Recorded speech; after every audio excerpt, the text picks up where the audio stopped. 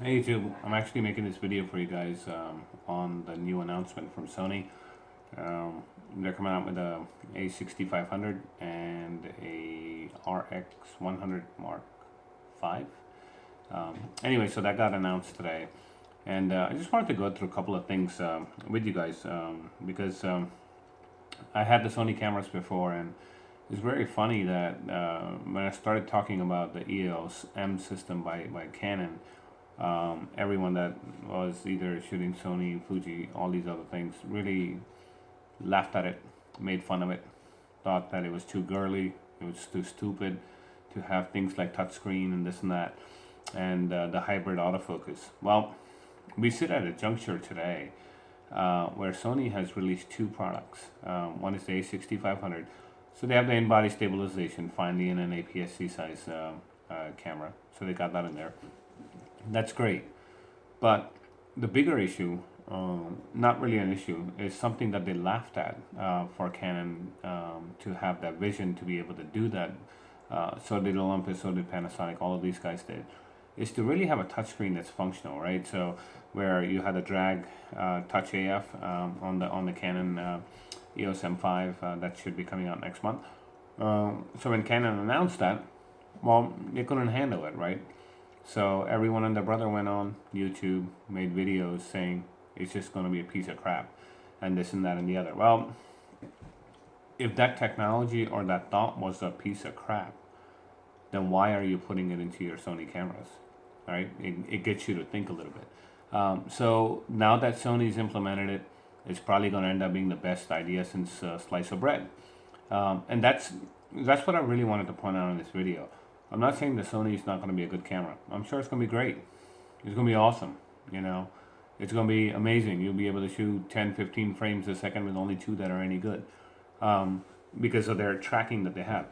So even though you have similar technologies in there, companies like Canon, Olympus, all of these guys, they have a lot riding on their tracking system of their AF. So the dual pixel AF that they put in the EOS M5 is going to be rock solid, especially for video. So Sony realized that they're way behind the eight ball by not putting in the touchscreen, especially on the A7 lineup. They should have done it a long time before. They didn't, and they made fun of companies that did. I mean, they just didn't see the value in it, and all the Sony fanboys really bad-mouthed Canon cameras for having touchscreens. Well, I've had three of their touchscreen ones, and frankly, it's becoming harder to shoot with anything else that doesn't have a touchscreen. I find it very easy. I don't have to waste time looking for stuff. I can just tap on it; it's good to go. So the RX Mark IV that they announced has something that this guy had, the EOS M3, about 2 years ago, which is hybrid autofocus, right? So it has a contrast detection, and it uses that in conjunction with the high-speed autofocus, together, and that's what they call hybrid. So it looks like, even though Sony might be sensor king, Canon has definitely got the vision of the true photographer in mind and the true videographer in mind when they actually make their products. So when people say, well, at least Sony's turning out new products all the time, well, how much innovation is there in that? They copied everything that Canon already did. So there's nothing new in these cameras. They only are doing that just to stay abreast. The A6300, the sales of that have plummeted to the ground, especially with Fuji coming to the table with the XT2 and all different things.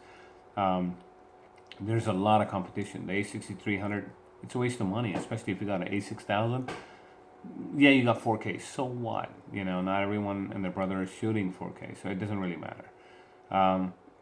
So all I'm saying is, just make your choices wisely. Don't fall for the hype. I fell for the hype and I suffered. And guess what Sony's doing now? They're playing catch up. They're doing what Canon has done. So it lets me know that they're getting nervous. They're waking up. That they will lose that war and become another beta cam, like I've been saying all along, if they don't get their act together. And to go after companies like Canon, it might be a sleeping giant, but they're not stupid. Canon knows what they're doing. Their product's outstanding. I'll do another video on the 5D Mark IV. I actually had the opportunity to play with it in hand, and I'll talk about my experience. It's actually going to put a lot of people to shame that actually are making very negative videos about Canon products online, and just like people do about Fuji products all the time. You know why? Because they're the underdogs in the mirrorless market. But I think with the EOS M5, it's really going to change the world when it does come out. I have seen some sample RAW files out of the EOS M5, and they look pretty sick. Absolutely sick on how much detail is being captured in that, especially with the Digic 7 in there. So more to come. Just wanted to get this out there that, you know, Sony announced it, nothing incremental. It's not going to move a mountain. It's just another stepping stone for them. They're just playing catch up at this point, and everyone, the brothers, trying to do that just because they really had nothing to show for at Photokina. So this is their response to it. Anyway, talk to you guys soon, and please don't leave any, you know, rough comments on the bottom of this video. I'm not really looking for that. If you are looking to get a 6500 or the RX Mark IV, get it at B&H. That's where I buy my stuff. I'm sure you'll get the best stuff out of there where no one has opened it and played with it. So I'll put some links below once they become available to be able to order the camera. I'm sure it's going to be a great camera, but this video is not about how great the camera is, and it isn't.